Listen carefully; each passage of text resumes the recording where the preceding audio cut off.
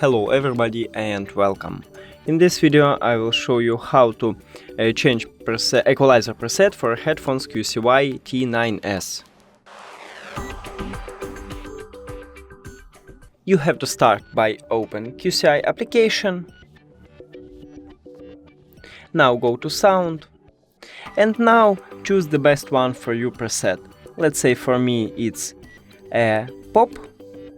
So I'm just choose it, but this application sometimes have some trouble with visuality icons. So you can check it by pressing a lot of times and we have a message that it's currently used. So that's it. Thank you for watching this video. If you found it helpful, please consider subscribing to the channel and leave the like on the video. It's really important to us. See you later.